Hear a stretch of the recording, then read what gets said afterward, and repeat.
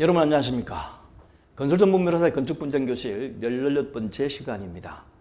만약에 공사 현장의 소음 또는 진동으로 주변 지역에 있는 가축이 폐사, 유산 이런 피해를 입으면 공사금지 가처분이 가능할까요?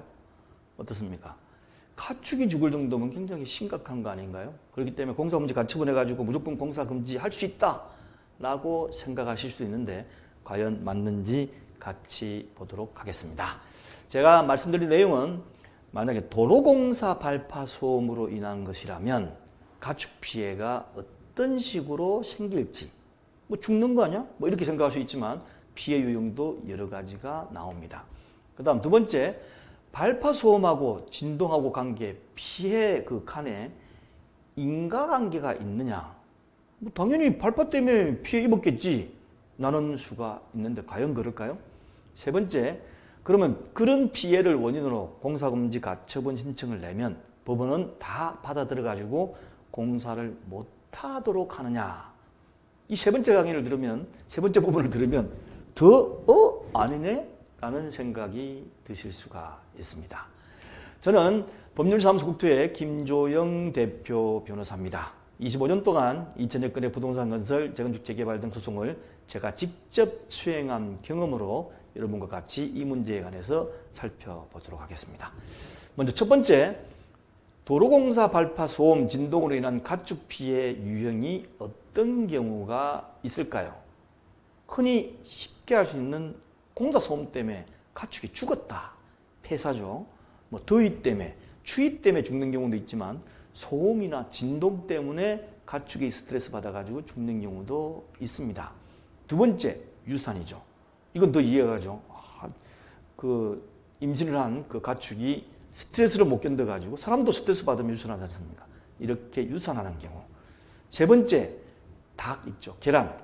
계란 같은 경우에 알을 적게 낳아요. 알 낳는 객수가 적어요. 그러니까 산란이 감소가 되는 피해도 나오더라고요. 그 다음 네 번째, 자라야 되는데 스트레스로 인해 가지고 성장이 감소돼. 만약에 여러분들 어린아기가 주변에 있는 공사 소음을 매일 듣고 자라면 스트레스 때문에 키가 크겠습니까? 살이 찌겠습니까? 이런 피해가 있을 수가 있습니다. 그럼 이런 거에 대해서 어떻게 인정을 받을 수 있을까요? 두 번째입니다. 발파 소음 진동과 피해 간의 인과관계가 있는지를 한번 살펴볼게요. 첫 번째, 피해가의 인과관계가 있으려면 발파 이전과 비교하여 감소된 각종 자료를 제시를 하면 법원에서 없을 경우와 있을 경우를 대비하니까 이렇게 차이가 나지 않느냐. 그러니까 이거는 발파로 인한 것이다 라고 판단을 할 수가 있죠. 자, 유형별로 보겠습니다. 첫 번째, 폐사는 죽은 숫자로 증명할 수 있어요. 병들어서 폐사했다는 것은 그 수의사가 진단을 할 수 있습니다. 그렇지 않고 스트레스로 폐사했는지 여부를 수의사 진단받아가지고 숫자로 증명이 가능하죠. 유산도 마찬가지. 이 경우도 수의사 확인서가 필요하겠죠. 세 번째, 계란 능 산란 감소도 출고량이 줄어듭니다. 농가 같은 경우는 계란, 축산가 같은 경우는 이 얼마든지 출고량 숫자로 증명이 가능하죠. 그런데 마지막, 스트레스로 인한 발육 저하. 발파 공사를 뭐 1년, 2년 동안 한다 그러면 모르겠지만 그렇게 하지 않고 단기간에 하기 때문에 스트레스로 인한 발육 저하에 대한 피해는 증명이 쉽지가 않습니다.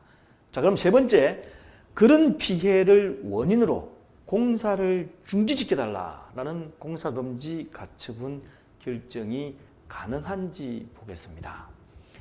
왜냐하면 공사중지 가처분 결정이 내면 공사가 중단되어 가지고 공사하는 사람 측, 건축주 입장에서는 굉장히 많은 피해가 발생할 수도 있고, 이게 도로공사 같으면 도로공사 개설이 연기돼 가지고 거기에 따른 피해도 또한 있을 수가 있습니다. 그런데 여기서 하나 특징이 뭐냐면 발파는 단기간 내에 길어봤자 한두 달, 어떤 경우 짧은 한 달 이내에 있을 수가 있습니다. 그런데 이렇게 발파가 단기간 내에 하는 작업인데 발파를 막 하고 있는 도중에 피해가 나타나가지고 가처분 신청을 할 거 아닙니까? 그런데 가처분 신청이 하면 서류만 보고 일주일 만에 결정해 주는 것이 아니고 법정에 불러가지고 신청한 사람 사유 들어보고 또 이에 대해서 반박하는 건축주나 건설회사 측 내용도 들어보고 그 다음에 추가로 자료 제출할 그 시간도 주고 그런 다음에 가처분 결정을 하기 때문에 그 시점쯤 되면 발부하다가 종료되는 감소되는 종료 또는 감소돼 버려요. 완전히 끝나버리든지 아니면 큰 중요한 건 이미 다 해버리고 조금 약한 것만 남아있든지 이런 상황입니다. 그리고 피해자가 원하는 것은 피해 보상이지 공사금지 가처분이 아닐 수도 있지 않습니까? 이미 발생한 데 대한 피해 또 앞으로 발생할 피해에 대해서 보상을 해달라는 그 실수가 있기 때문에 공사금지 가처분 결정이 나서 공사가 중단되기는 쉽지가 않다라고 생각하시면 됩니다. 대신 앞으로 뭐 5개월, 6개월 동안 계속될 것 같다, 발파가. 이러면 얘기가 달라지죠. 큰 대공사 같은 경우도 있을 수가 있죠.